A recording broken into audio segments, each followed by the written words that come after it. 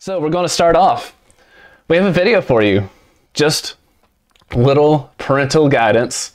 There's strong language in this video. I have bleeped it out, but you can obviously tell what this guy's saying. Yeah, so a mild viewer warning. Let me just play that. But I stand before you today beholden to no human and working a paying union job. And no limber of an administrator is going to tell me how to teach my classes because I'm a tenured professor. So if you want to go complain to your dean, you, go ahead. I'm retiring at the end of this year and I couldn't give a flying any longer. You people are just vectors of disease to me and I don't want to be anywhere near you. So keep your distance. If you want to talk to me, come to my Zoom. Anyway, back to my soliloquy. So what you really want to know is how the am I going to get out of this course alive and with an A? That is the real question. How does this professor grade? Well, let me set your mind at ease about that. You don't have a thing to worry about because there's absolutely nothing you can do. You have no control over your grade. It doesn't matter how hard you work or how great your grades are. My grading system is based on the Calvinist doctrine of predestination. It's good enough for Calvin, it's good enough for me. None of you are good enough to earn an A in my class. So I randomly assign grades before the first day of class. I don't want to know about you. I don't even want to know your name. I just look at the number and I assign a grade. That is how predestination works. And don't come complaining to me. Take your complaints to God. He ordained this system, not me, to me. So when I look out at a classroom filled with 50 students, I see 50 selfish kids who don't give a whether grandpa lives or dies. And if you won't expose your grandpa to a possible infection with COVID, then stay the away from me. If you don't give a about whether grandpa lives or dies, by all means, come to class. Now, before any of you go running to complain, and it happens every semester, Dr. Mailer said, we shouldn't come to class. Dr. Mailer said we shouldn't come to class. Let me clarify my attendance policy. Okay, that is enough. My history professor's intro video. Oh, there we go. So a lot of people, I'm sure, are going to ask why I played that. My mom is probably going to text me. I'm actually surprised it hasn't come through yet. And there's a very simple reason for this. These people exist. So before I get into my own little soliloquy, Marcus, what were your reactions to that? Just to double check, because I don't hear the videos you show very well. Was that the TikTok you sent me the other day? Yes, the crazy college professor. Oh man, that was absurd to me. I don't know how he's on tenure. Yeah, I don't know how he made it that far, to be honest. No, but yeah, I don't know how everybody in that class doesn't either withdraw from the class completely or swap classes. Because that would be me. Well, one of my thoughts was that he might have been like a troll. Like that video might have just been to troll his students to find out who was serious. And if he did, you know, it's well done. I mean, but let's put aside that for a second. If this is who you are in general, you probably don't need to be, you know, teaching anybody anything, especially when you don't know history. Because he is a history teacher. I'm not yet. He's a history teacher. It doesn't seem to know history. But more than that, if you're this scared of COVID, where you show up later on, I didn't play the whole thing. Later on, he says, "I'll be in class with a helmet on." It's the helmet that he was wearing at the very beginning of the video. And if you're that scared of COVID, maybe it's just time to retire. You know, I just don't understand even someone his age being this scared of it. But I don't know. Also, there's a point. There's a point to that. This is not just because it was kind of funny to watch. Why are there so many stories about educators of all the kids, you know, colleges, why is there so many stories of educators being the most scared of this?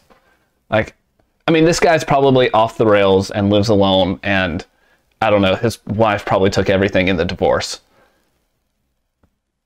But he's not alone. He's not. I mean, we've talked about before, you have educators making kids eat lunch outside in the 40-degree and below weather, wearing masks all day as an elementary school kid, and being told that if that mask slips below your nose, it might kill someone. Like, heaven forbid someone actually die around one of these kids after they've been told that, because do you know how bad that would mess you up? I certainly don't. And then there's more than you want to imagine. What's that?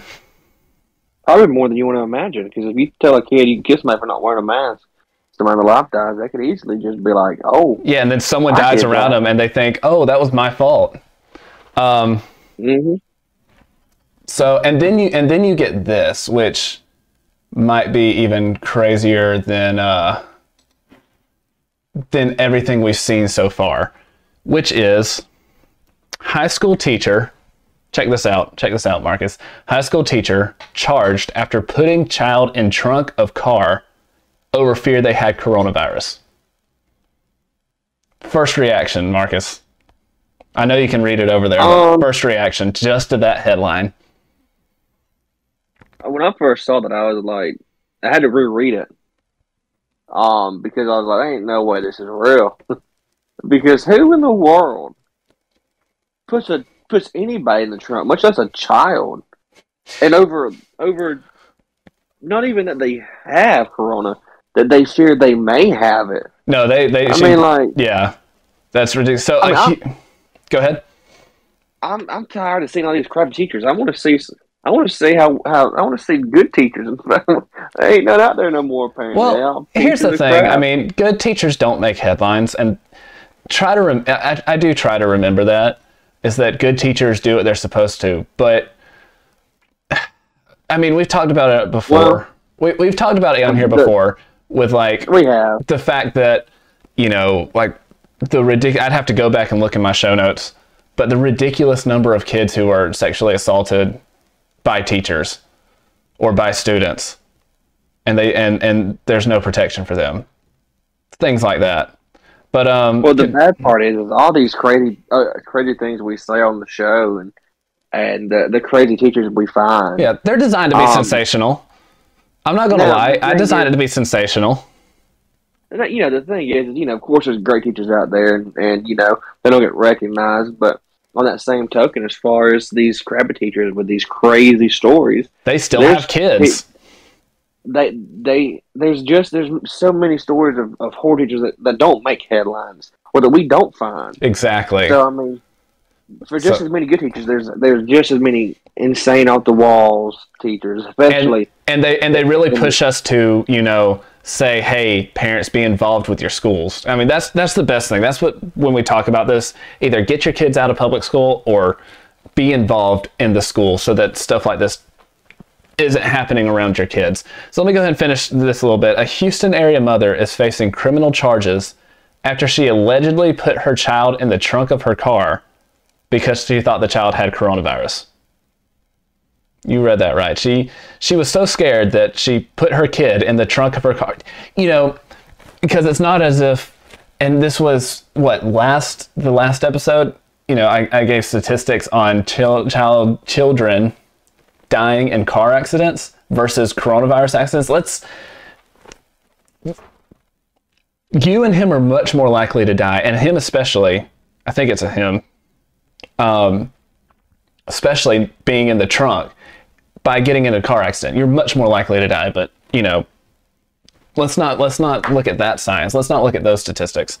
According to the DA's office, Sarah Beam, 42, was at a COVID-19 test inside at Pridgeon Stadium on Falcon Road on January 3rd when officials were alerted her teenage child, 13, was in her car's trunk. Fox 26 reported. According to charging documents, Beam said her child was in the trunk because they had previously tested positive for COVID-19 and as a result wanted to prevent herself from getting exposed to possible COVID while driving the child to the stadium for additional testing. You know what this makes me think of, Marcus? What's that? I just hope this kid is never actually in real danger around her mom. Like, she seems the type of person who, if she was in a convenience store that got robbed, she would put her child in between a gunman and her. And I can't say that for certain. I don't know this woman, but she put her child in the trunk just because she was worried she might get COVID. I have a feeling if there was a gunman that came, she would 100% hold the child in front of her and be like, take him, not me, not me. Now, let me get this straight. This is not only the child's mother, but also a teacher at the same school. Yeah, correct? So Beam, who most recently taught at Cypress Falls High School, has been placed on administrative. It doesn't even get her fired. I just realized this. So, I mean, I kind of, I put together my whole script today, and I didn't even think about the fact that she was put on administrative leave. She was not fired for this. She was not fired from her job as teaching after endangering her own child. My thing is what do you think would happen? What do you think happens whenever you get back to the house? Are you just going to let your kids starve? Yeah, are you going to lock them outside of the house? Are you just going to lock them? They're probably just going to lock them into the room and like throw stuff up through their window that's like partially cracked open, and she just keeps chunking it up till she gets that trick shot right through the edge of it. And what are you going to do with the kid when he gets to the house? I mean, you've got to take care of it. You got to feed it, make sure it's, you got to make sure your kid is properly taken care of. What if he or she has to use the bathroom? What difference does it make if it's in the backseat of your car versus in your bathroom? That's a good question. Or in a bedroom. It's so stupid, dude. And yes, she's a teacher who was put on administrative leave. So I guess even teachers can't even be fired for being arrested for putting their own child in danger at this, school system. So whatever, that's who you want educating your child right there. These two people, the professor and this woman, are the two people who you 100% want taking care of your kids. And this is from people who know that children are germ factories when they go in and still choose to teach them. Except in Chicago, who, seem to want to keep going back to virtual school, and then the mayor just cancels school outright because that's the best thing to do. But all in all, they're not quite as crazy as this guy. In my thong, vaccination, right or wrong. Dr. Fauci, give me that ouchie. I want it in my body. My name's Alex Stein. I'm here today because we got to vaccinate our children. We really don't have enough vaccines. They're not mandatory, and that's the problem. Will the real Dr. Fauci please stand up? Please stand up. Please stand up. Vaccinate your mom. Vaccinate your dad. Vaccinate the I can hear you. Vaccinate the sad. Vaccinate your babies. Vaccinate them. Even if they got rabies. Vaccinate my life. Vaccinate my wife. Vaccinate your DNA. Vaccine created by the CIA. Vaccinate your body. Vaccinate me at the party. Vaccination freak. Vaccination freak a leak. I want the vaccine in my life. I want the vaccine for my wife. I want to vaccinate you all day long. Vaccinate you while I wear my thong. Vaccinate me. Vaccinate who? Vaccinate she. Vaccinate her. Vaccinate them. Vaccinate my friend. I want to vaccinate them. Okay, hey, that's enough of that. So it actually turns out that guy's actually a troll, as a real troll. He's doing it satirically. But if you paid attention to, Twitter and even some conservative, some of the Daily Wire shows had him on there and they were using that to make their points. But just all across, people were fooled by that. And and it's like the old Onion or Babylon Bee satire, people who fell for it. It's because when they wrote it right, you could not distinguish the satire from reality. And that's where we're at. That could 100% be real. And none of us would question it. None of us would question it. So the fact that he was able to pull that off is both legendary, one, but it just goes to show how scared and how people, that's not the point I want to make. The point I want to make is how crazy people are about getting other people vaccinated. So we're going to talk about the Supreme Court ruling later, but I mean, there's people out there who probably have thought about doing that. It's not too far from reality. So any last words on any of this, Marcus? I didn't get to listen to the video. For some reason on YouTube Live, I can't hear the video like I could when we did it on Facebook. So I didn't get to hear it. I got you. Well, when you watch it afterwards, you can see it. It's a guy dancing and singing a vaccination song.